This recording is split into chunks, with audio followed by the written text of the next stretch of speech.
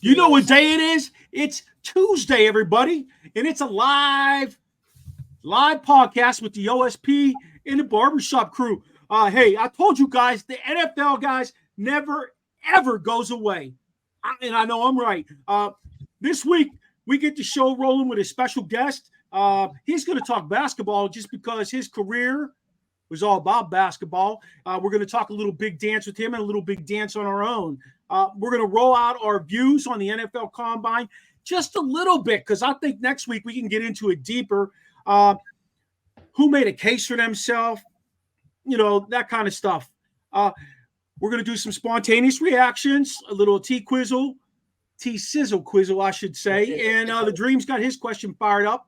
And, Mikey, we're going to let you come up with your new segment for the next show. So let's get this going. It's episode 38 of season 4. We only got 2 more episodes after this, and that's a wrap on season 4, guys. Right to my left is T-Sizzle. Give him a shout-out, T-Sizz. Underneath him is Chops.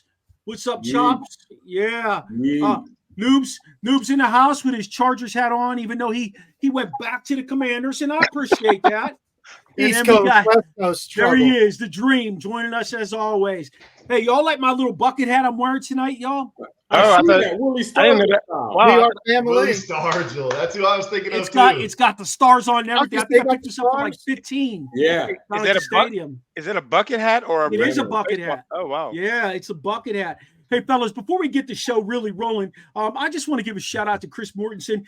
Died at 72 years old. I got to tell you, he was one of my favorite guys ever.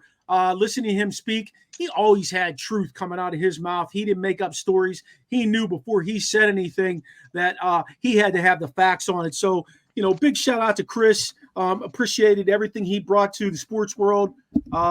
Yeah, just thought I'd do that. And I know I speak for all of us. So I hope his family does well. And it was definitely a shock to me. I'm sure it was a shock to you guys because I didn't know if he was sick or anything like that. So, yeah. Hey, spontaneous reactions. He suffered a stroke or something or a year or Is that what it was? Throat cancer. Throat cancer. Yeah, throat cancer. They never mentioned it. Never mentioned it. I remember them mentioning it in 16 or 18 years ago. Maybe a little bit. But because when he came back, you could see his speech was a little different and he looked different. Yeah. But it was like he had it, but he was fine. I never knew it was getting to this point where he was about to go because it did. It hit me. You know, I was like, wow. My other favorite guy that passed away really young that was on ESPN was Stuart Scott. Oh, yeah, man. Love Stuart Scott. He transitioned that whole being a guy on ESPN. He brought. And the crazy part is, I have never had like the wow moment when an athlete passes. I've never, there's always guys I've liked, whatever, but I've never fallen like that. But when Stuart Scott, Chris Mortenson, when there's been journalists, you know what I mean? I'm like, wow, you know, Bradley, who was on the guy from 60 Minutes, Ed Bradley, there are certain guys that like journalists, because I think though, those guys were sort of in the old school frame where now journalists are, let's get it out first. Don't want to be right. Let's just get it out first. And they don't care if it's true or not. They just put it out those there. Guys vetted everything. They vetted everything to make sure. It was just a different time. Yeah. But he'll definitely be missed. Hey, guys, LeBron James has topped 40,000 points for his career, which is still not over, to be honest with you. You guys see anyone in the foreseeable or distant future who's going to hit 40,000 points? That's a lot of points. It is. It is. Now let's put in perspective to some degree. If Jabbar doesn't go to high school, he puts up a whole lot more points. Number one, you know what I think. But also now they have the G League, so you can't even come out of high school. That's at least one season you're gonna miss. You know what I mean? At least one season. And fellas, again, I hate to be the old man. Get off my lawn. They don't play D anymore. No, they don't. You realize he's Gronk's size. And nobody D's him up too. Yes, he runs down the lane, he can do whatever. I don't think we'll ever. I don't think we'll see it again. Of course, you know, as they say, records are made to be broken. But I want to see a transition back to the big man game, which was what I loved. We're going to ask our guest tonight. I know our guest is getting ready to join us here, but we're going to ask him a little bit about how he felt about the big man game compared to, the 3-point shooters today. And that's another thing. Yeah, Kareem didn't have the 3-point shot. No, I don't think he could be skyhooking from out there either. But it's been 35 years since this record has been alive. Yeah. Are we going to see it? I probably won't see it in 35 years. I don't know. I'll be gone in 35. He didn't have the 3-yard, the 3-pointer. The fact that I would like to know, even though with Kobe being gone, because Kobe made this statement about how the All-Star game was watered down before he passed tragically at a young age. So now I'd like to see what his take would be on the All-Star game, how the game has changed compared to when he played. And it wasn't that long ago, but it is significantly different even when Kobe played. Hey, I'm going to spit one more fact out at you, and then we got one more spontaneous reaction before we get to our guest. But did you know that there was no 3-point line when Maravich played, right? Caitlin just broke his record, when he played, if they'd have had a 3-point line, he would have averaged 57 points a game. 57 points a game. That would have been insane. Cool. So, hey, when we talk about the most important person on the position on the football field, center is rarely the guy we're talking about, right? But yesterday, Jason Kelce retired from the Eagles after 13 seasons. It was an emotional retirement for a guy who had spent all his years at Philly in the trenches, ducking bottles, getting cussed out, yet getting cheered at the same time.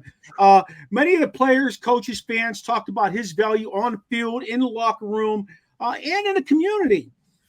Do you think this is true about Jason valued that much as an Eagle, or a lot of this come to light when his brother started dating Taylor Swift? No. What do you think?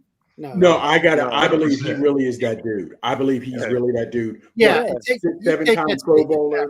Yeah, I believe he's that dude. And as you guys know, the center runs the O-line. I was going to say, the center runs the O-line. I believe on and away, huh, Mike? On and away. Yeah, man. I mean, it's a little more than on and away at that level, but he's making all the damn calls, and he makes the quarterback's job so much easier. You see, when they have a new center come in, the quarterback's trying to make the blocking calls and then trying to adjust the formations and all the other. He takes all that away from the quarterback. It's one less thing he has to worry about. Yes, sir. Recently they've played some of his audio clips about him blocking and talking about the technique that he's used. I mean, he is an incredible technician and an incredible athlete at that position.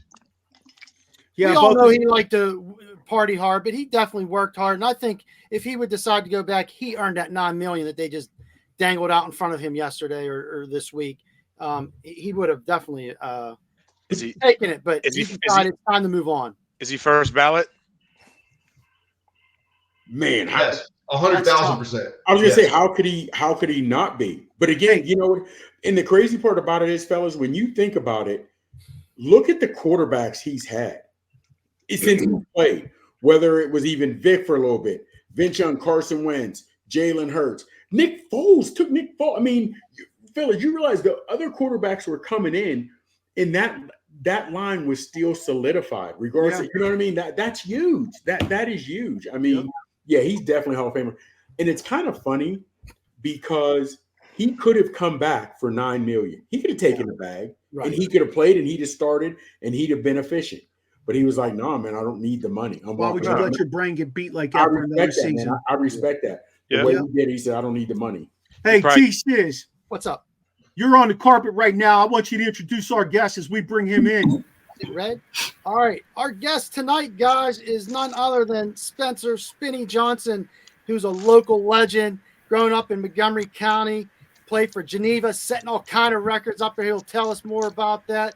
Played with the greats of the Harlem Globetrotters, people like Wilt Chamberlain, Curly Neal, and such. And recently, he is the president of On the Ball Spinning Inc., where he's goes around, gives motivational speeches, and inspires the youth, which one of the reasons why we had him on here, being that we're all connected and affiliated with the school system in some form or fashion. So I'd like to turn it over and welcome our special guest, Mr. Spinny Johnson. What's going on, Spinny? Well, hey, thanks for having me today or this evening. Hey, Spinny, who had the better dunk, Dr. J or Michael Jordan? Dr. J. Okay, I'm with you there. Well, was the man. only because he was, he was a little stronger, and that 1 inch made a difference. I've never seen Michael Jordan back down Bill Walton twice in the playoffs and dunk over him.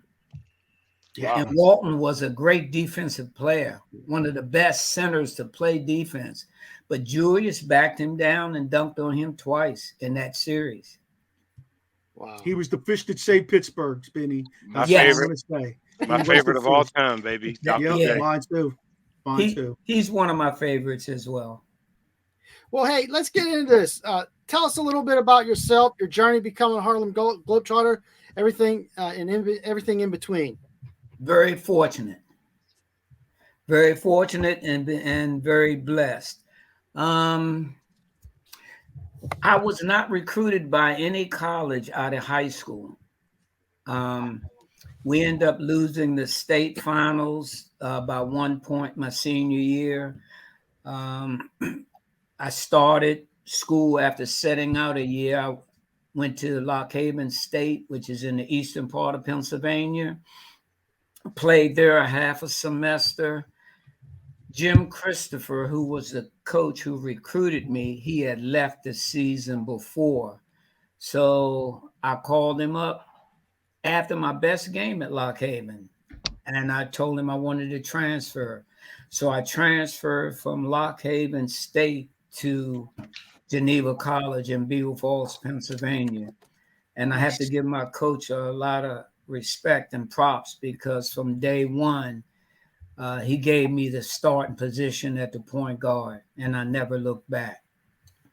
Spinny, you want to know something interesting? I got recruited by Geneva to play football there. Well, matter of fact, I just got inducted into the Hall of Fame this past October. Wow. Congratulations. Congratulations. That's a awesome. huge accomplishment. Congratulations. Really cool. But I was fortunate to play with some real strong talent. We had a 6'9" center from DC, Clyde Soule. We had a 6'7" small forward from Flat Rock, Michigan. We had Jim Washington from Pittsburgh, 6'4", Greg Jones, 6'4", and I tilt the scale in a big way because I'm only 5'4", but we had nice size. I played with nice size. You were the original Muggsy Bogues. Yes, I was going to say that. In Spud 10 Webb. years. In 10 Spud years Webb. before Muggsy. About 10 or 11 years before Muggsy. Wow. I will admit, Muggsy, great player. There he is. His defense probably was better than mine, but my offense, I think, was better than his. But defense wins ball games. I'm smart enough to know that. I played good D, but I always felt that defense and rebound wins ball games. Nice. Hey, now I did hear you all talking a little bit about Pistol Pete and the 3-pointers before you brought me on. I was unable to meet Pistol. Every place that I would go, either before I would come after Pistol, because he worked with Metal Arc for a little while. I don't know if you knew that, but I think he worked with Metal Arc with his team. Metal Arc had a team called the Shooting Stars. So I would do the advanced work, go and prep the schools and talk about them coming. So our paths never crossed, but I did hear stories about him because he lived in Aliquippa before he moved. And, they telling stories about him spinning the basketball until his tips of his fingers would bleed. Someone said, I think the barber, you said he would average 57. That's what they said. 60. Yeah. I think he could have averaged 60. Wow. If he averaged 44 with no 3, so say, for example, if he hit 3 or 4, 5 threes a game, that's 15 points. And he had that range. So I've always felt, he would have averaged about 60. Spinny, do you think he's the best there ever was? I don't give anybody that accolade. Okay.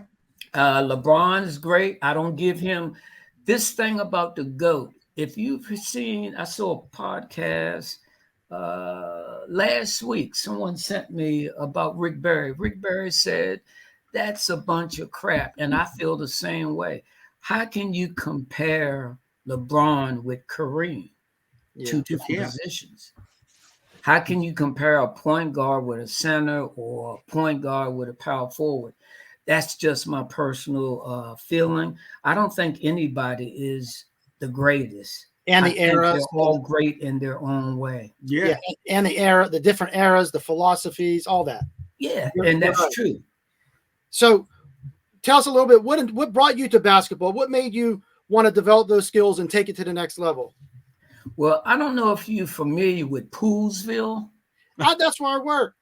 Oh, okay. Well, I grew up in Poolsville. And, my grandmother had a nice size acre ground that she lived on. My first cousin put a basketball on a pole, and it ended up becoming the Dust Bowl because there was no asphalt, no concrete, or anything. You just played on the grass until the grass wore off. Yeah. And then it became the Dust Bowl. I would walk down and watch the older guys play, and I just was fascinated with the game. So I started playing it. And one thing about the game of basketball, you don't need anybody else to play with. And I think that attracted me to it as well. All you need to do is have a ball and a hoop, and you can. I used to imagine myself playing against the Big O every time I play. Yeah, I always say I'm the Big O, or I'm playing against the Big O. But who was your that's favorite how I player got started. Excuse me? Who was your favorite player growing up then? Well, the Big O was one of my favorites because he was a point guard.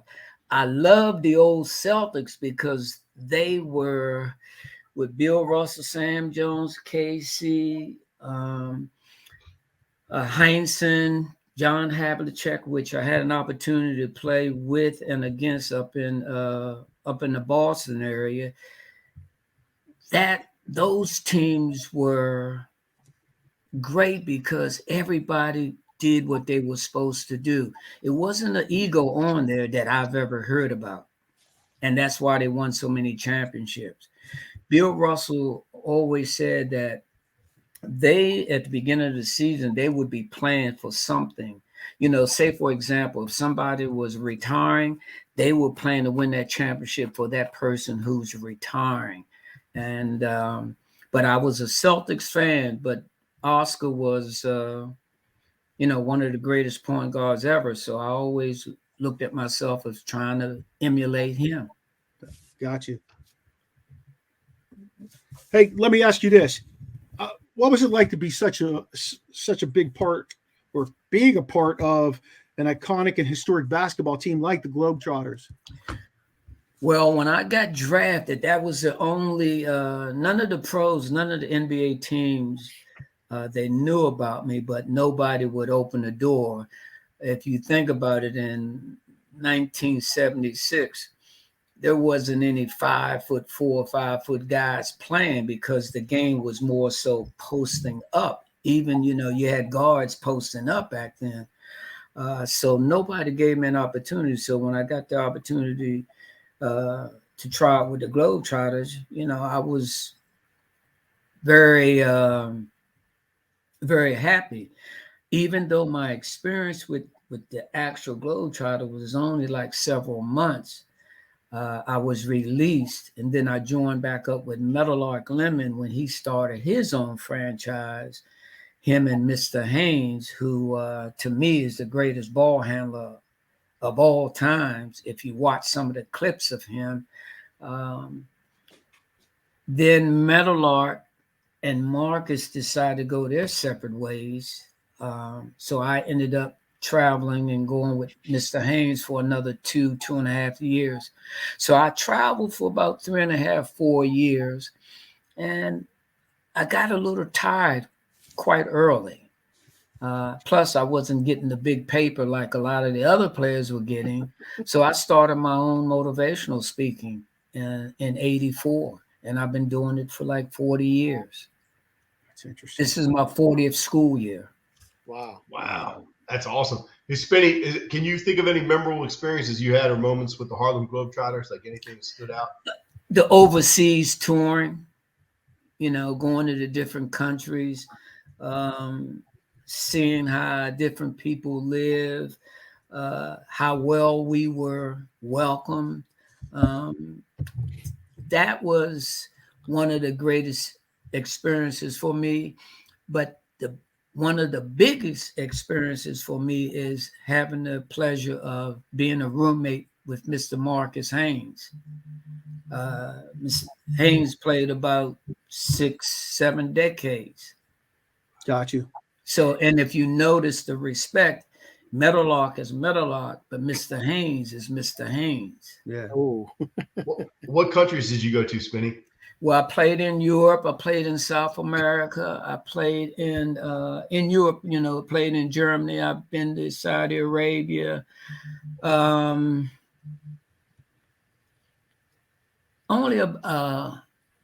been to the Philippines. Played in the Philippines. All long rides.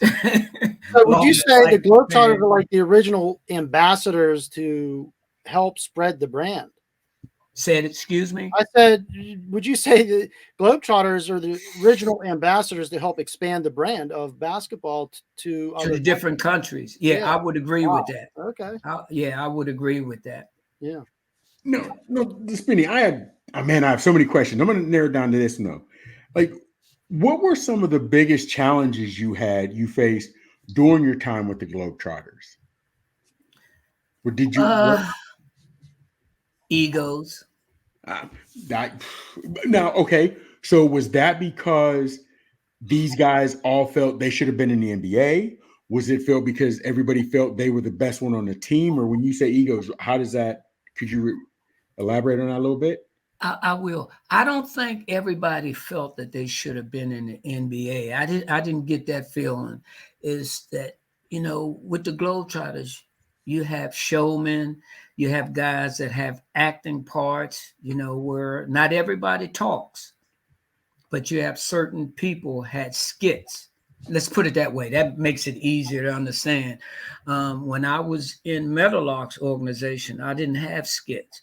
When Mr. Haynes brought me with him, I had about 3 or 4 skits that I would do throughout every game. One skit was I would take the ball, run up in the bleachers, point to 3 or 4 ball-headed gentlemen, and I would ask the referee which ball you want. So then I would say this one, this one, this one. So that was a skit. My dribbling routine was a skit, doing the dribbling. I had another skit where I would, during the course of the game, but some of the teams would let me do it, where I would jump up, carry the ball underneath my legs, and shoot with the opposite hand, make a lab with the opposite hand. No. So, and then I would do a 360 in the game. And real quick, just 10 seconds. As you said, with the way the game was played in your size, a lot of NBA teams wouldn't even look at you. I don't want to use the word resent, but how do you feel if you'd at least gotten your chance to match up with somebody? At least bring me in for a camp. Let me see. How do you feel you would have dealt, and being honest with your game? Being honest with you, I played in the DC Pro League every summer. I've been matched up against John Battle, Sherman Douglas, and I was, older then. I was going to say Sherman Douglas from Syracuse, the point guard, Sherman Douglas? Yes. Wow. Okay. Okay.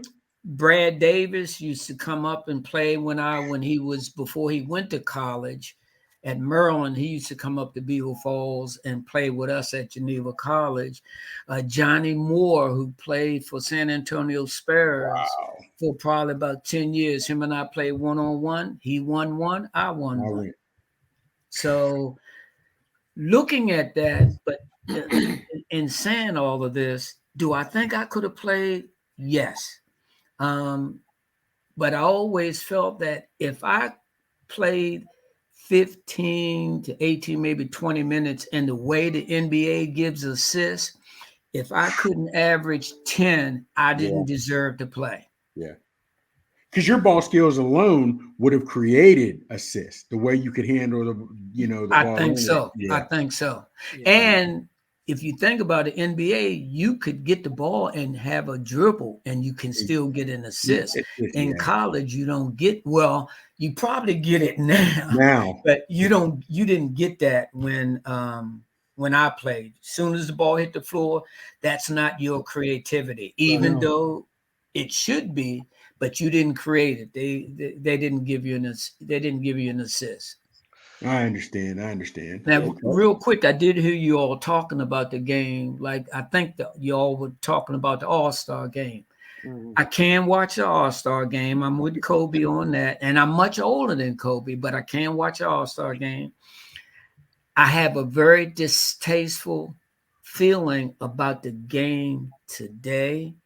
I still respect the great players and everybody who's in the league, but I don't enjoy watching it now because it's too many 3 attempts. And I hate to say, I just don't enjoy it. Yeah, I think we all go the same way here. Yeah. Yeah, I don't want to be as bold as to say that Steph Curry ruined the game, because I'm not going to put that on him. No, he's a great shooter. But every kid that comes into the gym wants to be Curry. Even in the All-Star break, they had 7-footers in the 3-point contest this year. There's no and that's what bothers me. No big men, no guys that are out there to be like the one assist. You got to know your role. Guys don't know their role. You got to know your role. Spinny, I always say that Steph Curry's just he's his dad in a different era, because his dad could shoot the lights out of the ball. Yeah, and a lot of people don't know that. Yeah, Curry could flat out stroke it. Yeah. So, Mr. Johnson, how do you think the Harlem Globetrotters have contributed to the broader culture of basketball? They contribute because they go everywhere and play. They go everywhere and play. The one thing that I kind of wish that they would do, but I guess you can't do it because of injuries, but we did it. When I was with Mr. Haynes, we would go play other people in other areas. Like when we were in Germany, we went to the military base and we played them. So say, for example, we in Chicago playing. Chicago, let's get North Chicago, not the whole. North Chicago could get their best players in North Chicago, and we would play them. So in order for us to really do our fancy stuff, we had to have substantial lead on these teams, or we had to play strict basketball. I remember a game over in Germany. We had to play basketball the whole 40 minutes. Wasn't no entertaining with tricks, because the military team was just that good. And we only won by 2. And real quick, Mrs. Johnson, with that, Spencer is good. Spencer. All right, Spencer or Spinny. Now you see a lot of European players. You see a lot of European players going to top 10, top 5. Mm-hmm. But I don't remember as many big time European players in the numbers we're getting now as I do back in the late 70s and early 80s. So I'm sorry. That's true. I look at David Stern, who did the integrating as far as with European players. I'm not saying that they can't play, because you're going to tell me that Doncic can play? Luka? Shoot. I can Nowinski? Yeah. Sabonis? If Sabonis had been over here when he was younger, oh my goodness. How about the boy from Denver? Huh? The boy from Denver. Joker. Yeah. Joker. So that is why it transcended that they start bringing the European players, because they are good. And I was wondering, because you guys as the Harlem Globetrotters took basketball overseas a lot more. And I think, as a question, I think that really did affect the way Europeans started looking at basketball, to realize, because again, we didn't see much of that before you guys started going over. And I do think it affected, so it had a big effect as far as broadening the game worldwide. Not just European, other countries have produced, Asia. some nice pros. What's the guy, the left-hander from San Antonio? Ginobili. Ginobili. Ginobili was a monster. Yeah. And he didn't even start for San Antonio. That's wild, isn't it? Yeah, he's a Hall of Famer and didn't, came off the bench. But once again, he had that right attitude that, hey, I do what I can do. I end up at the end of the game. I don't have to start. When the game is being closed out, I'm still on the floor. They were big ambassadors as far as introducing the game to other countries. Spinny, did you ever have the opportunity to play against Manigault? Earl Manigault? No. But Kareem still today says he's the best player he's ever seen. Yeah. He's not talking about LeBron. He's not talking about Michael. He's not talking about, he says I saw an interview where he said he is the best player, or the greatest player he's ever played against or with. Wow. He died early too, huh? In his 50s. Man, yeah. Yeah. It's unfortunate.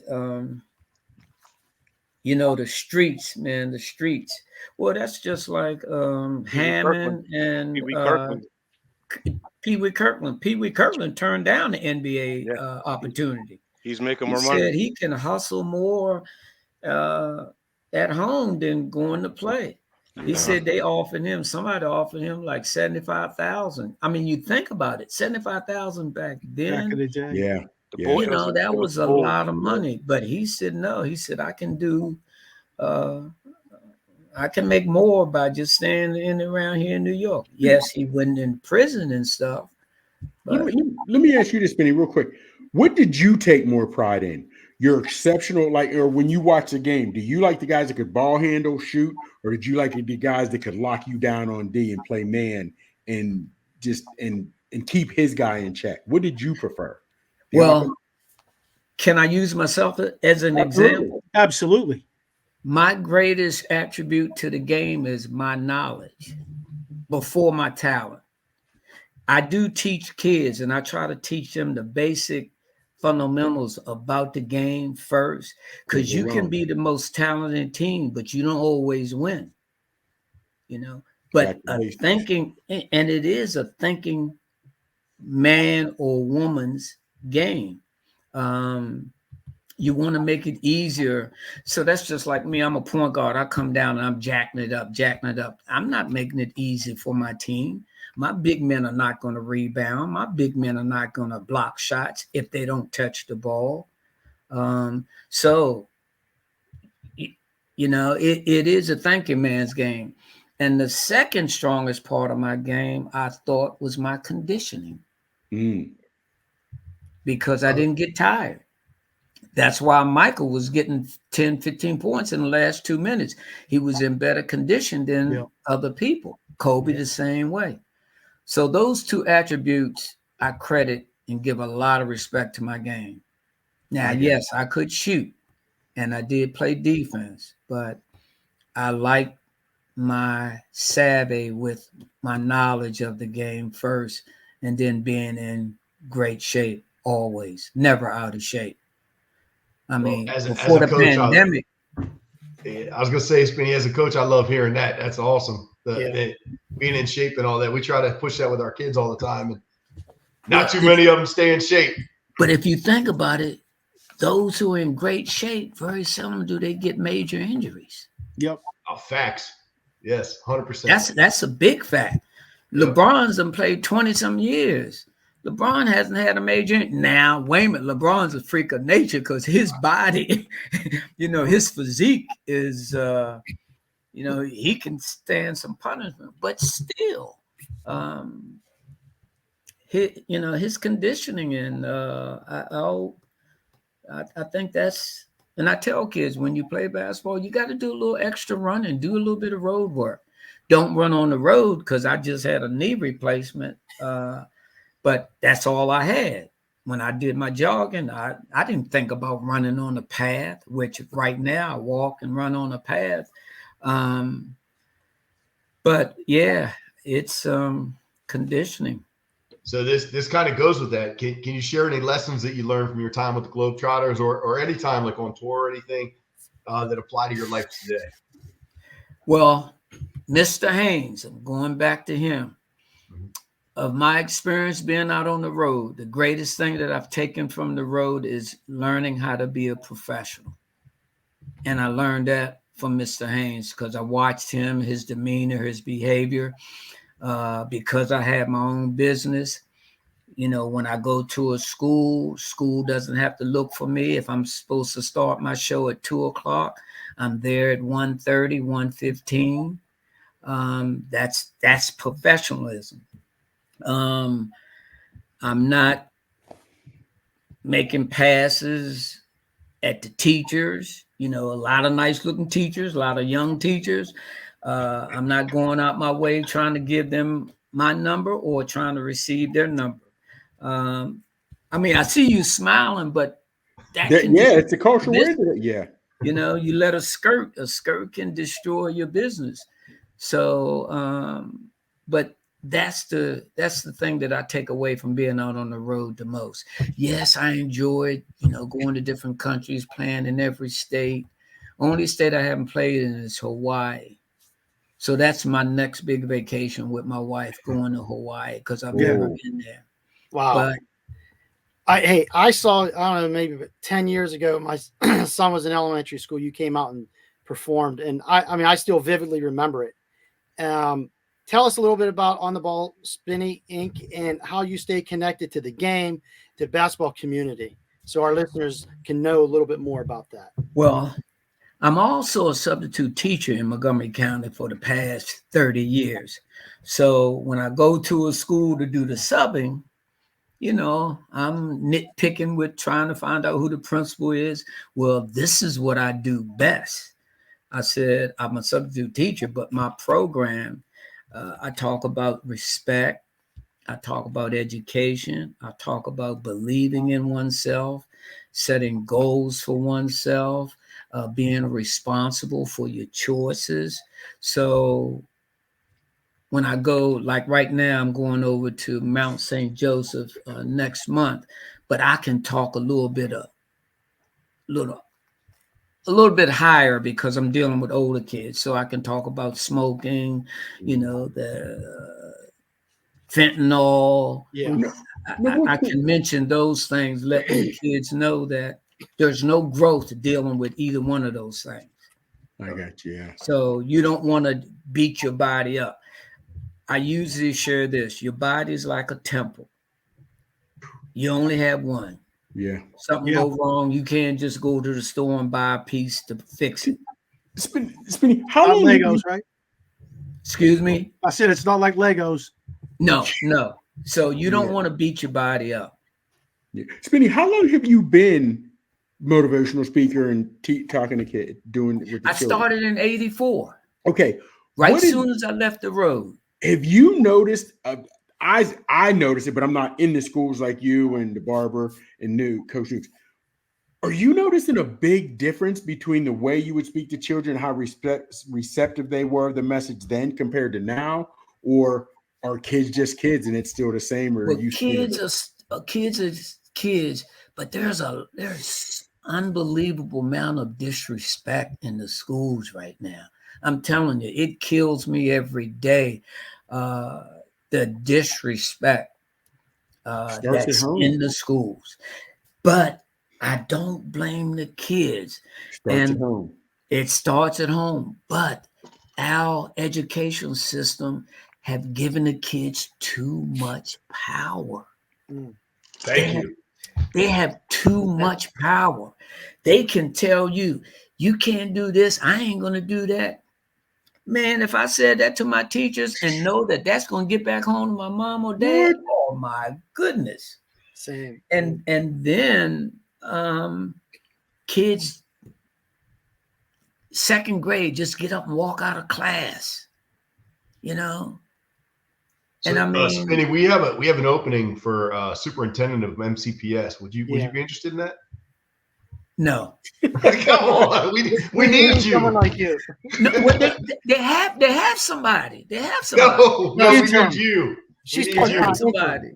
Yeah. No, because then the parents gonna be coming at gunning, wanting to shoot and kill me because of their kid will be sent home.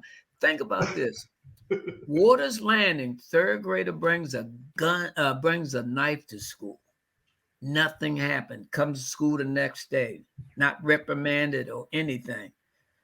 That's right behind my house. Dang. Spinny, you just had a situation happen in your community out there in Poolsville that you have no idea, do you? No. Okay. So we could talk about that at another time, but there was a serious situation that happened, and it ended up focusing around a young man that ended up at Poolsville. And it's just incredible how, let's just say it like this, they like to sweep stuff under the rug and not bring it to the forefront and take care of business like they did. You're very old school, like every one of us are here. You're very old school. We're all over 50 years old here, and we don't believe in any of that stuff. It's well, I forgot Sizzle isn't. He's close. But, you know, at the end of the day, it's such a different world that we live in today. And you talking about, you know, how the school system lets them get away with it. I don't get upset at my immediate administration. I get upset at the people above them who enforce that upon our immediate administration to make that happen. And I totally agree. The upper echelon are not in the trenches. If the upper echelon comes down and get in the trenches, they would see what they are really doing, which could change some things. I'll say this for the lady who's superintendent right now. I actually worked under her. She was in the trenches. She got it. She was in the trenches. We may not have seen eye to eye inevitably, but she was in the trenches and she got it. And she worked very hard to get to where she is. So my hat goes off to her from that perspective. But still, the perspective of America today that rolls into the educational system, we entitle the kids way too much, way too much. So, hey, let me get one more question in on you, my guy. Finally, what message would you like to leave our listeners with, especially those who admire your career and your accomplishments that you've had, because you had a lot of accomplishments in life? Number one thing is we all have this gift. Everybody's born with the gift to love.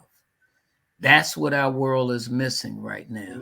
It's not enough love. It's just take, or constantly being disrespectful. We need,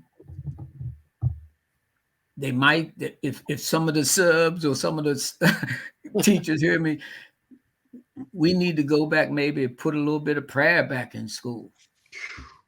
But we do have to spread more love. How about that? Absolutely, 100%. I'm with you. 100%.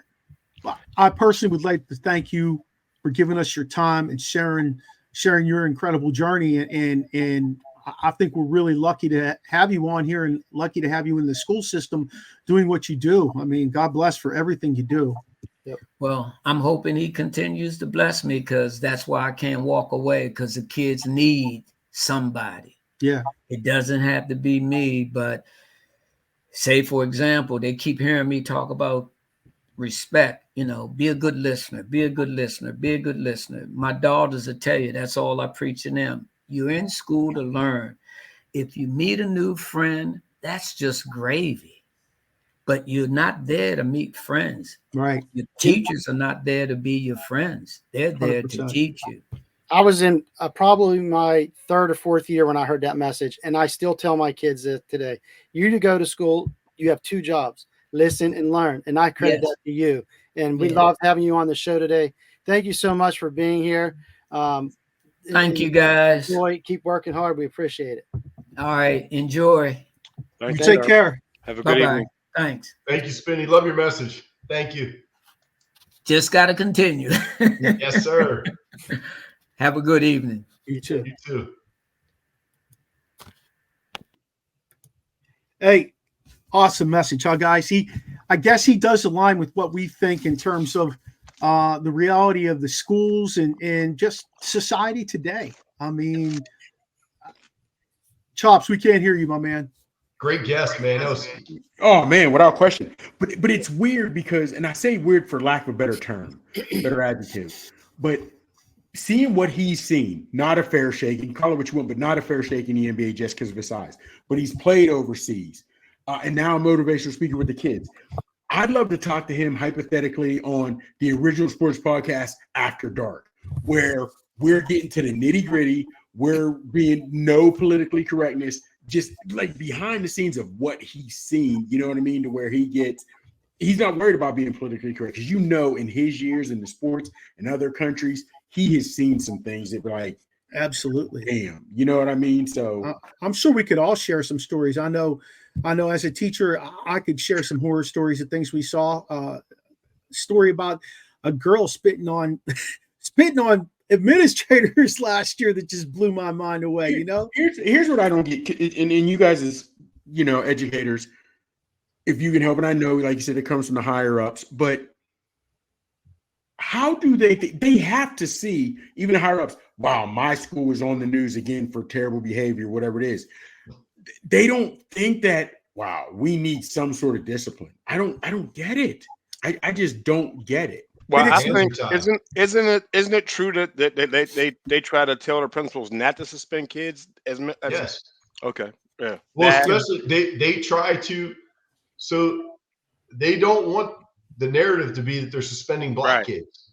Oh man, it's sad. I mean, the whole thing is a mess. Like, but instead of, so fix the problem. Like, instead of that, they're okay. Grades aren't good, so let's just give kids 50% no matter what. Okay, well that'll fix things. So they're putting a Band-Aid on a freaking slice through your arm. The program we have now is called restorative justice instead of suspension. The restorative justice part is go home and think about what you did, but no, they're keeping the people in school, those people in school. And was that this weekend we talked about where they did this? And they said, well, if you didn't put us together, they put the 2 people together and they started fighting then. Again, they said, if you didn't put us together, we wouldn't have fought. So the restorative justice didn't work there. Well, one of the things I think is pretty incredible too is the hostility of boys is far less than the hostility of girls. Oh, it's incredible. I bet you if you looked at the percentage at our school alone, that it's probably 3 or 4 times more girl fights than there is guy fights. It's just incredible. To me, it blows my mind away. And real quick, is Noob said something, and we're not going to get into the race car, but I know I understand what they're saying. It doesn't want to be the perception as though they're just suspending black kids. And as I grew up, I always knew there was a difference, regardless where I lived. The Barber remembers where I lived. I was literally the only black family in my neighborhood. But also, I realized there are some things you have to be honest with. And real quick story. You guys realize that they stopped drinking champagne after NASCAR because it was said you're promoting drinking and driving. So they were catching flack for that, so they had to stop drinking the champagne. Then they started drinking milk. Then there was a black advocacy group that said that's racist because a lot of black people are lactose intolerant, and that excludes black people. Well, I'm like, okay, and I understand there are a lot of black people that are lactose intolerant, but let's be honest. There aren't a lot of black people that are into NASCAR and whatnot. So that what I'm saying is there are things that are made up to be racist that have no need to be brought up as racism, whatever have you. And to me, I'm the same way, and I knew it. I mean, we didn't want to get like this political or whatever it may be on this pod, but I already know there's a lot of kids that are getting away with things because the perception rules the world. They didn't want to be perceived as we're punishing the black kids. Well, whether it's black, green, or Asian, whatever, if he's the one who threw the rock through the window, he deserves to be punished. Yeah. But now you have parents that come to the school. No, my little Johnny wouldn't do that. My little Johnny's an angel. No, your little Johnny's bad as shit. You know, where to me, if my dad came to the school, I was guilty before proving this. He didn't even know it. Somebody was going to get their ass whooping. It wasn't staff. Can I just say, so the hard part for I think all of us is growing up. We weren't taught to look at color. Like I grew up in Gaithersburg. I went to Gaithersburg High School. Like my friends looked all different ways. I had white friends, I had black friends, I had Hispanic friends. It didn't matter. Like we didn't care. It wasn't a big deal. No one said the racist word ever. Like it didn't get mentioned. No one ever mentioned it because it wasn't a thing. We all just hung out. But now everyone is told, you're white, you're black, you're Hispanic, you're this, you're that. And they constantly tell you this over and over and over. And you're all different. You're all different people. You need to look for racism. And then I hear the racist word probably 10 times a day. And it drives me crazy. I'm like, what are you talking? Like, you guys stop. Yeah. Can't we just all can't we just get along? Like, stop. Let's all just get along. Like, if I told my football team, I'm a head football coach, and I'm like, all right, all the black guys over here, all the white guys over here. Can you imagine if I separate everybody by race and how dumb that shit would look? Yeah, you'd have 3 white guys, and the rest of the team would be over there. Remember the Titans? It would be awful. It'd be stupid. But I'm just saying that's what we do in education, though. And then from there on up, that's all we talk about. Like, stop talking about it. It's ridiculous. But I get into arguments and disagreements with other people of color and other genders because I believe in a lot of ways of the racism we've had over the years. Now people are trying to compensate too much, as well as, whether it was in how women were sexually abused at the workplace for years. Now they overcompensate in a lot of ways where, you can't even say what certain things. You can't even say, oh man, you look nice in that dress. That's taken as offensive. You can't punish the black child. Well, you were the one cutting up. You know what I mean? Yeah. So it just things are different. Like I said before, I couldn't imagine what you guys go through. I really couldn't. I could not imagine. I just have such a hard time with it, man. Like, because I teach a bunch of kids. Like, I don't give a shit what they look like. They're kids, and you meet them where they are, and you help them grow and get stronger or get whatever your thing is. Like, God damn, it drives me crazy. Like, stop telling me that this kid's different than that kid. They're kids. Like, can't we all just be people and let's all follow the rules and get along? This is the house I grew up in, right? This is the house I grew up in. Real quick. Martin Luther King Day at the time was not a holiday, so you had to still go to school, right? It was in January. Football season's over, so I was always making sure my grades were good during football season, so I was eligible. After football, my grades dropped. I had like a C, maybe a D, whatever have you. Ain't no way that's happening in your parents' house. No. So what happened was, it is now coming up. Martin Luther King Day is coming up, but it's not a holiday. So I go to my dad. Dad, I want to take off Martin Luther King Day. They're talking about, black students shouldn't go to Martin Luther King Day. Straight face. My father looks at me and says, what? Michael, with your grades, you need to go on the weekends. Martin Luther King Day. I was at school. I'll never forget it. Me and my brother both. They did not. My folks didn't play that. I'm surprised Carol didn't whoop your ass for saying that too. Man, my dad. I remember. I just want to say something before you're done. I'm sorry. Go ahead. No, real quick. I tried to tell my dad if you guys remember back in the late '80s, where they were saying that the SATs were culturally biased. Mm-hmm. So again, I'm just spouting things that I had heard, and I told my dad, I don't even think I should have to take these. Meanwhile, I don't want to study for. I didn't do anything with it. So I said, I don't think I should have to take them, whatever have you. Now, my father, chemical engineer, my mother, an accountant. So education was important in our house. My dad tells me, Michael, that is now again, this is before they're politically correct. That is the dumbest thing I've ever heard anyone say, you dummy. So he called me dummy. That's again before whatever. And he said, the SATs are not culturally biased for you. You grow up in a white neighborhood and go to white schools. But again, I was hearing things that I heard. I'm repeating things that I had heard on TV, and I didn't know. But again, parents play a huge role.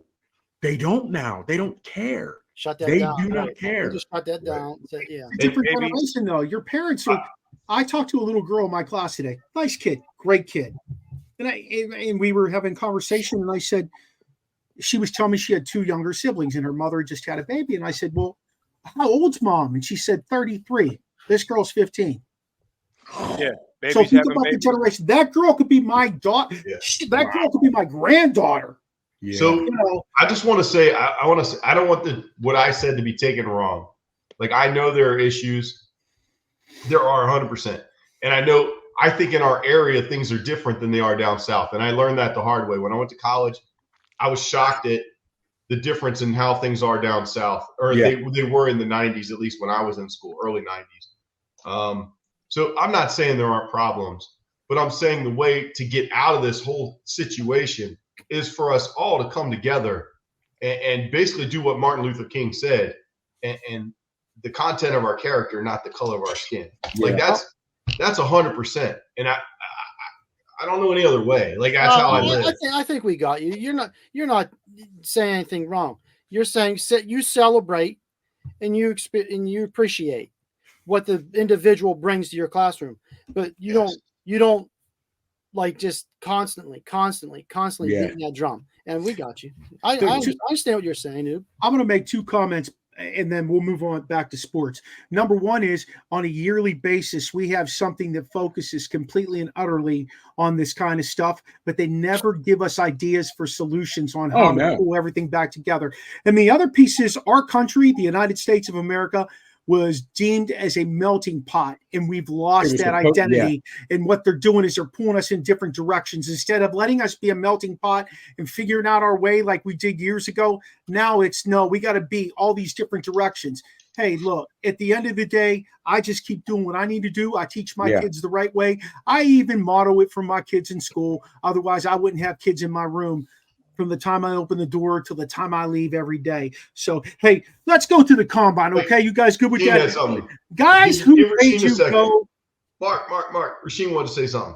Oh, I'm sorry, Sheen. Go ahead. I'm sorry, my friend. Oh, I thought you had something. No. I did too. Go ahead. What we got about the draft? So I was going to say, and we're not going to do a lot on the combine, but guys who made you go, that did well in the combine to this point.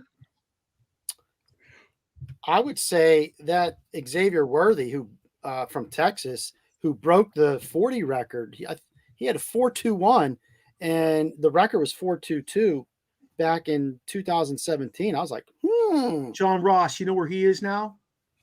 Selling the NFL. Exactly. Car wash.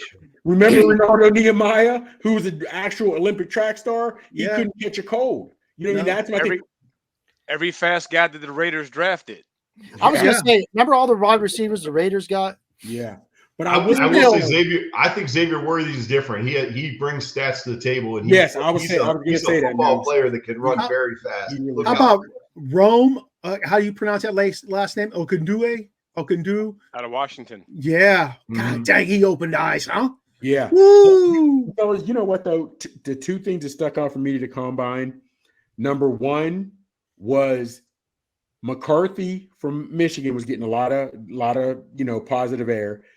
His throwing wasn't the best. Where to me, I've always said, if you have a bad pro day or something like that, it should be looked at negatively. But I don't get how you fall and rise doing that. But even more important than that, I'm not a Caleb Williams fan. You guys know I'm really not high on him. But I agreed with him when he was acting like a diva, and he said, I'm not doing this for teams, but you need what you have for me when you see me on tape. That's what fellas, I'm a huge guy on tape, because even if you have a great day throwing, you're not in pads. There's not 30,000, 40,000 people screaming. There's no D lineman coming at you. There's no cornerback trying to stop it. So I believe everybody should have great days passing and running routes, but that's what stuck out to me. They're upset because the problem with film is, who are you playing in that film? There it is. I don't need to see USC versus Stanford versus who else is said? UCLA.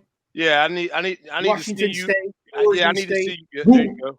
But here's why I'm bigger on the film than because again, right now, now I'm older, I'm 52. But when I was 25, I could have made an 8-10-yard out throw. I could have thrown it. But if now you put a D lineman in front of me, I got to read a defense. It's a whole different ball game. You know what I mean? But also, what I don't get about Caleb Williams, or people aren't taking into consideration, Pac-12 plays no defense. And when you start looking at 98% of his highlights, his guys are wide open.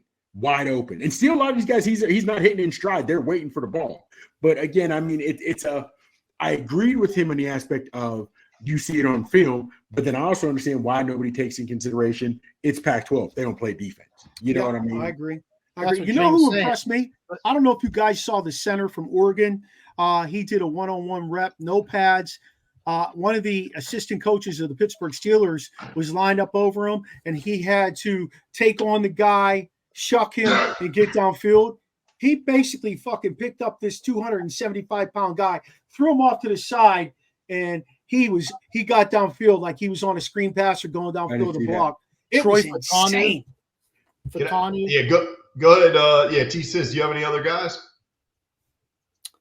I'm going to name a few guys. So Xavier Worthy's teammate, A.D. Mitchell, who actually is ranked a little bit above him. Yep. He ran a 4.34. I mean, that's just a little bit slower, but man, that dude can get in and out of breaks. And he's 6'2", 205. That's big time. Bigger, longer, heavier, 39.5-inch vertical, and an 11.4 broad jump. So Chops, wasn't that you in high school? Pretty much. I mean, pretty much. That was me. That was him going down Fox's Pizza Den.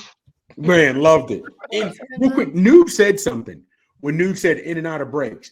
Do you remember Matt Jones from Arkansas, the quarterback? Okay. Jacksonville. Okay. When they were talking about how fast he is, he can do this and that, and they're gonna move him receiver. Everybody was high on him. I remember that to this day. Torrey Holt sitting at the table as a special guest, and he was like, "Fella, whoa, slow down. I don't care how fast you are running a straight sprint. Does he know how to break in and out of routes? Does he know how to set his hips down and do this and do that?" And Torrey Holt dropped knowledge that even as much as we love sports, you wouldn't know, none of these other cats were thinking about. And that to me stood out like, wow, these guys to get to that level, the Torrey level, they're taking their craft to a different level. Did you when he was like, I'll never forget that comment. Never. Did you mention Brian Thomas, LSU wide receiver? Did you mention him, dude? Put up good numbers. No, he put up good numbers also, though. Yeah, 6'3", 209, 4'3", 340. But they said what you just said, Chops, was in and out of the breaks, making cuts, sinking those hips, breaking off on routes. It's explosive. Explosive, yeah. It's the route running for wide receivers. Yeah, you can run a 4.1, 4.2, but it's the route because Antonio Brown wasn't 4.3, 4.4. No. He might have been a 4.5 guy. Neither was Jerry Rice. You don't have to fight to get off the line like you had to before. So now you got to be able to get off the line. Real quick, I want to ask you guys something. And answer in 2-3 words, whatever have you. If you're a GM, who are your top 3 QBs you're looking at? Narrow down the top 3. And real quick, a 2 or 3 answer why. Whoa. If I'm a what? If you're a GM. Oh, okay. And who's your top 3 on the board and why? Real quick. My quarterbacks? Yeah. I like Drake May. Okay. Me too. He's got a big arm. I think he can move well in the pocket. Good side. I like J.J. McCarthy. I think he needs a little bit more refinement, only because I think he needs to get some more pinpoint touches. But I think he's got that leadership skill, and he does what he needs to do as a, managing quarterback, just like Brock Purdy. And my third guy, I'm up in the air on. There's a bunch of different guys. I like the kid from LSU, but he's really, Jane Daniels. I'm like you, Chops. I'm not a big Caleb Williams fan. And I've been telling Newbiser this forever. There's so many things about that kid that I'm like, what the hell? And it's just not his character. But I've been reading a lot about him because I want to prove myself wrong. But man, he does a lot of things wrong, but he makes up for it playing in a shitty conference. Yeah. Well, I'll take the same 3. Yeah, me too. McCarthy, though, it's not pinpoint, but the other concern is he doesn't have a long ball. They said he has no strength there. You want Joe Milton? Because he's not on point at all short. He just got a power arm. Joe Milton was my number 3. If they can get him to work on his accuracy, boy, oh boy, he could throw that ball. Sheen, if he goes to somebody that can develop him for a couple of years under a veteran quarterback who will talk with him and not be an asshole, like if he would go where Kirk Cousins would go. Like if Joe Milton would go where Kirk Cousins would go, look out. because Joe Milton is legit. I agree 100%. And I'm not big into the draft. You guys know that I've already said that, but I can't wait till we have our draft show because I'm telling you right now, I'm going to be so polar opposite, just not combative, but I am having different thoughts, not negative, just different thoughts on a lot of the players people are high on. And I need to, like you said, Barber, I need to try to read more so somebody can sway me. What am I missing that everybody else sees? So that's what I'm looking forward to when we do our draft show. Can I say something real quick, Chops? Go ahead. Chops, I was on the same page with like Drake May. I was like, I just don't see it. I watched his highlights 3 times, and I'm trying to figure out what everyone sees. But then I listened to a few people, and they talked about his size. They talked about how he throws down the middle a lot. And then when they put it all together, it kind of made sense to me how smaller guys can't throw down the middle. They just struggle, like shorter guys. They struggle throwing down the middle. And so I think there's things I know for myself that I don't think about. I just watch the film and I'm like, I love what that kid can do. Like, I love Jaden Daniels. I love the way he runs. I wish when he was running, the ball was here ready to be thrown instead of here run. Like once he starts to go, it's gone. He's gone. He's running. And he doesn't look to throw, I don't think, very often. You see it occasionally where he throws late, but 9 times out of 10, it seems like he's trying to tuck the ball and run. But that size thing, I underestimated that size thing. I think that really makes sense to me when I hear it. Like 6'4" above, okay, you're great. But those shorter guys really can't throw down the middle. Mike, 2 things. In terms of what he does with the ball, Jaden Daniels, that is more of a high school type thing because those kids can immediately get it up. Guys aren't as good as them and do the dart downfield. The second piece is, how many people really heard about Ben Roethlisberger when he was coming out? Part of the thing about Ben Roethlisberger was his size and athleticism because he was playing in the fucking MAC. You know what I mean? They say an average quarterback at the NFL level to be successful needs to be about 6'4", 220. Just to be successful. They got to be able to see, just like you said, they got to be able to see down the alleys, left, right, and middle. And if you can't and avoid injuries. Yeah. If you can't do that, then you're not going to make it. So it's a couple. How about the guy that you went? Seriously, this dude's like gonna make it? I didn't say he's not going to make it, but what I saw on Oregon's running back who just kind of killed his stock. Bucky, dropped to probably the 3rd round. Bucky Irving. He said he did poor. Well, I thought he was going to be faster. I thought for sure he was going to be faster. There's no defense in the Pac-12, so he looked like he was, There you go. I know this sounds weird, but next year when you're watching, or go back and watch some highlights of Pac-12 games, I swear the field looks bigger. I don't know if because everybody's always wide open, but their field looks so much wider, almost like Canadian. It does. It always looks like Canadian. Yeah. Real quick, as you talk about the Oregon running back, when did the importance, the appreciation, the value of a running back fall? Was it after Adrian Peterson? No. Where? Because now where do you think it fell? Because they don't get love like they used to. I'm going to tell you exactly where it fell. If you guys don't mind me going here, when Le'Veon Bell shot his mouth off and wanted to be paid like the top guy on the field at $15 million or whatever it was a year guaranteed, that's when the position fell. The New England Patriots clearly said, we don't need a guy at $15 million a year. We need a guy that makes $3, $4, $5 million a year. We'll rotate 3 different guys through there. We'll go with the hot hand. We talked about this at Saturday's show at Vanish, and it holds true today. But I think Le'Veon Bell did more of a hindrance to the position than he did a help to the position. Wow. Well, to some degree, but also in that aspect, we have more back now because back then it was, as much as I loved Edgerrin James wasn't as much of a threat catching, but your boy Marshall Faulk was. Other than Marshall Faulk and Le'Veon when he's in, it's been some years since Le'Veon, but now McCaffrey's doing it. But fellas, now a lot of teams are going to the 2-back set or using, a two-back system because one back doesn't catch as well as the other guy can run. Le'Veon, I think Le'Veon went about it wrong, just shooting his mouth off, because I thought he was valuable. I thought he was real valuable.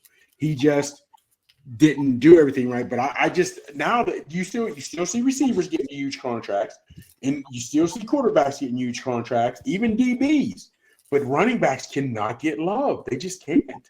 And I think when Zeke was up for a contract extension, they didn't do it. I think that was a big one. They had Pollard. Now he's about to be a free agent. Yeah, because he couldn't do it without Zeke. Hey, the bottom line is this is going to go full circle. I know it's a passing game today, and everything you draft is in the secondary. You draft athletic linebackers. You draft defensive ends that can drop and rush the passer. What's going to happen is it's going to come full circle, and we're going to go back to the fullback leading the play, and we're going to run ISO, we're going to run power, and we're going to come back to running the football inevitably. I like the kid out of Wisconsin. What's his name? Braylon Edward? No, not Edwards. But I like that kid. He's got good size. He can run downhill, and he's got some breakaway speed to go to the next year. That's the kind of guy that will transcend an offense. If I was a young guy on the up and coming as an offensive coordinator, or wanted to be an offensive coordinator and had an opportunity, I'm looking at making my team a running team and attacking those teams that have nickelbacks out there all the time and all these athletic linebackers. And I'm putting big linemen that can get the push. He's talking like someone's listening. You know damn well he's coming out throwing the ball, noob. Yeah, Maradei. Listen, that was me in the late 2006, 2007. Oh, this the new you? But when we get into this, that's something I want to get into and how we talk about it, because I don't want to get it because it'll lead to another hour and a half. But there's so many things that statement alone, I think, could take us into so many different directions, because I'd love to see leading the fullback, because that means it's knock 'em. Going back to the knocking game, we're knocking heads. With the big guys being so much more athletic nowadays, I don't know. I just don't see it. I don't know. I don't see it. Think about it now, fellas. What was it? Richie. Remember the old Richie, the old fullback for the Raiders? Yeah. He was always, and there used to be guys that were fullbacks. They're bleeding out with football. We loved it. San Fran used a running fullback. Ravens. Baltimore. I was like Baltimore from Tampa Bay. Yeah, but now that they're a dying breed nowadays, I'd love it. I'd love to see guys go back. Baltimore's trying to the Steelers. Raheem's favorite. What's that guy from Baltimore? He's a glorified guard. Yeah, but Baltimore's trying to transcend it. Hey, if Baltimore goes out and gets Saquon, they're dipping into that running back market. They're looking at Derrick Henry. They're looking at Saquon. They want to continue the running game. Number one, because they know Lamar can't throw any further into his tight end. Number two, because they want to transcend that game. They know the ball control and defense wins Super Bowls. That's old school, and it's going to come back. I'm telling you, everything goes full circle. Yeah. So real quick before we get out of here, Barber just said something, and Spinney had said it, and we all know it. Offense fills stadiums, defense wins championships. I'd like to know, even if we go back 25, 30 years, you go back to the beginning, but of all the Super Bowls, what is the lowest ranked defense that has ever won a Super Bowl? I'd like to find that out. What is the lowest ranked defense? Google it. I didn't probably Rams. Probably the Rams defense back in the day when they were played Tennessee. When they played Tennessee. Oh, they made that last tackle. Because Tennessee wasn't that great. Let's face it, they were not a great. Who was it? London Fletcher made that tackle, right? Am I right? Yeah. Well, Mike. I thought his name was Mike. It was Mike something. You're right. Mike Jones. Yeah. Hey. Mike Jones. Yeah, it was. Mike? Yeah. Hey, I'm going to skip us forward just a little bit. You guys excited for the tournament coming up next week? Yes. I am. I like the NCAA tournament. Noobs, you like the NCAA tournament? I know you're a football guy. Well, it's fun because you always do the brackets, and your bracket gets blown up the first weekend. Fucking That's right. all right. At least mine does. Mine gets destroyed early. Bathroom and Hosses. Is it? And the crazy part about it, I probably haven't done a bracket in the last 6 years, but I get starting Thursday after. I'll admit I don't pay much to the playing game, but come Thursday afternoon, I'm ready, Freddie. I just. So, what's really, really fun is that we're in school. At least I teach weight training. I put the big screen up and we actually watch it. I let the kids either lift or watch it. And so the tournament is there and there's a big crowd of kids watching it, and they get excited. So it's kind of cool being able to do that in school. Yeah, I hit the box light. Yeah, definitely. Hey, do you guys watch championship week? Next week's championship week. That I don't. I don't watch the first couple rounds, but I always watch, even if it's Big Ten, I'll watch the championship game. I will admit, because it's nostalgia, I still want to, even though Pitt's no longer part of it, I still find myself watching some of the Big East tournaments. Yeah, Big East basketball was ridiculous. It's not what it used to be, but I still like. You guys don't watch Ryder versus Marist? Oh shit, that's circled on my calendar. Hey, Sherman Douglas, that was a name from the past. Wow. Talking about the Big East, man, I love watching Syracuse, Georgetown, Connecticut, Pitt, all them teams battling it out. That was basketball in the 80s. And again, I don't want to be a homer because it was the Pitt Panthers, but when you go back to those days, was there ever a conference tougher than the Big East Hoop Conference? I mean, it was ridiculous. There was a time. Was it the SEC of basketball? Oh, without question. Yeah. Every year you were getting 7, 8, maybe 9 teams once in a while. It was ridiculous. It was ridiculous. It was fun. I agree. All right, real quick. Think about this. Now you have Saban, you have Kirby Smart. No, Saban's done. Saban's done. Well, true. But when you had Rolly Massimino, when you had John Thompson, when you had you're looking at Carnesecca. Yes. You're looking at all these guys. PG Carlissimo. You have all these cats in one conference. And the crazy part about it is, John Thompson was a big guy, out of shape. Rolly Massimino, whatever. But these cats had their boys on point. Boeheim. That was what. It was a different breed of fellas. He retired like 2 years ago. I got to say the ACC was pretty close though. It was. Yeah, he was good basketball. There's no question. But then at that point, though, Nukes, you had Duke, you had UNC, Duke, and North Carolina. It was always up there. Wake was always good. Duke, and North Carolina. Wake Forest, they did have theirs. I liked them more. I'm not gonna lie. When Paul was there, I liked them more when Paul was there. You know what I mean? Every once in a while, Georgia Tech would come up with some guys. Kenny Anderson.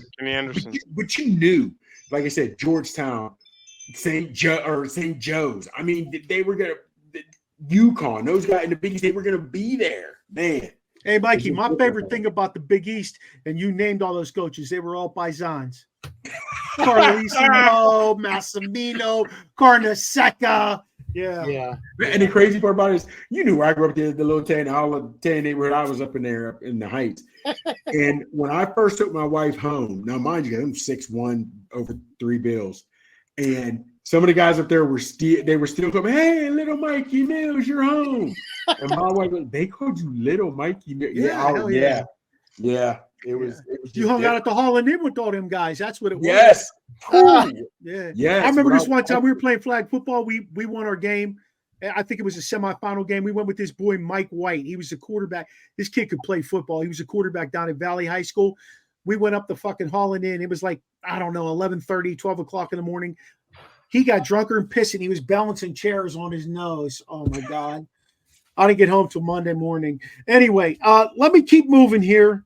By the time we do the next show, the field's going to be set. Who are your 4 number ones? Did you guys research? Wait, number ones, or who do we think's going to? Who's going to be the top seed in the 4 areas? It'll be Houston. Will definitely be one. It'll be UConn. Absolutely. Purdue, definitely. Purdue.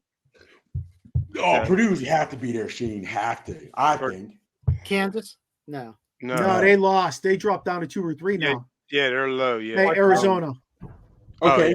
Arizona. Here's the thing, fellas. There's your top 4. Hey, I got some bubble teams for you guys. Keep an eye out on. Wake is a bubble team. Mike, Villanova, Ole Miss, Providence, Texas A&M, the Pitt Panthers, who have won 20 games, and I'm taking my boy on Saturday night to see the Pitt Panthers up in Pittsburgh against North Carolina State. Last game of the season at home. Seton Hall, Colorado, New Mexico, and St. John's. So there's some old Big East teams in there, Mikey. Yeah. Hey, T-Sizzle, what do you got for us this week? The T-Sizzle Quizzle. Let's keep it. This is honor of Spinny. Harlem Globetrotters historic win streak. How many did they win in a row, guys? All of them. 71. Huh? How many did they win? 182. Not even close. What was it? 8,829 games. I said all of them. All of them. No, it's not all of them. I know. Because they lost in, what was it, 1995 To the general. when they were in Austria or Vienna, Austria, and Kareem came out. He was retired for like, I don't know, a couple years. 15 minutes. Kareem got a team together called the Honorary Globetrotters or Kareem's All-Stars, sorry, and they beat them. Wow. So that was their first loss. Hey, what was that team? The DC Generals? Who was the team that Generals. used to play all the time? Washington Generals. Yeah, Yeah. Washington Generals. I'd like to know, we should ask them, did they practice with those teams? You know, or at least the Washington Generals so they could run their skits and whatever have you. I Pull remember the shorts down. Yeah, I remember being a kid and going at the Civic Arena and seeing the Harlem Globetrotters. So you know how far that is, the Civic Arena. Yeah. And my pops being with us, and when they're doing their tricks, he didn't really care for it because he liked basketball. But towards the end, they started playing more real basketball, and he started enjoying it. But I'd like to know, now that I think about it, did they practice with those generals, and how did that go? You know, is there doing skits? Because he said, like, even when he was with Meadowlark, he ran skits. We dropped the ball there. Like to know that. We should get Meadowlark on the show, huh? Oh, man. That was my favorite character. He's my favorite character on Him and Curly Neal. On what? Scooby-Doo. Yep, even when they were on Scooby-Doo.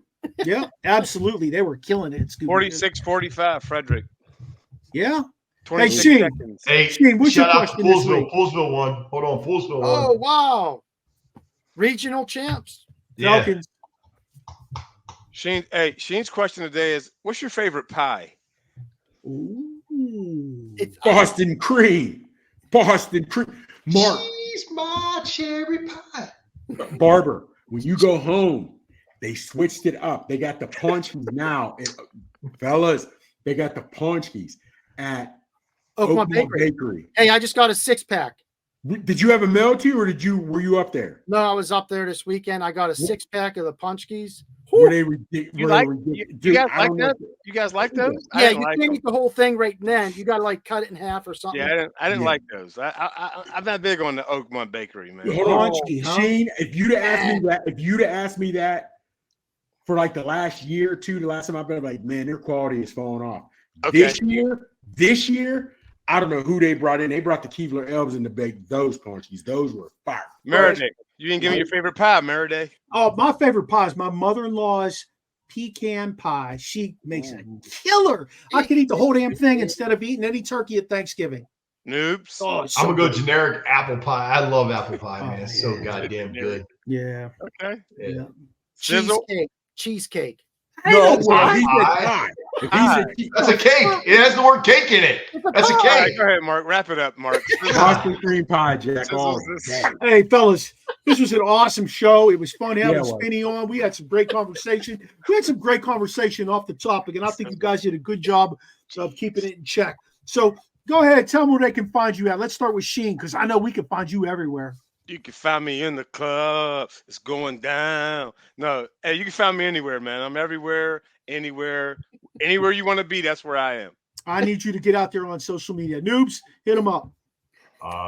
At Coach Noob on X or the Gram. Say what? At One Young Terry on the X and the Gram. It's all you. It's all you, Chops. And I need to get more active on the gram. On the gram, it's Big Chop 79.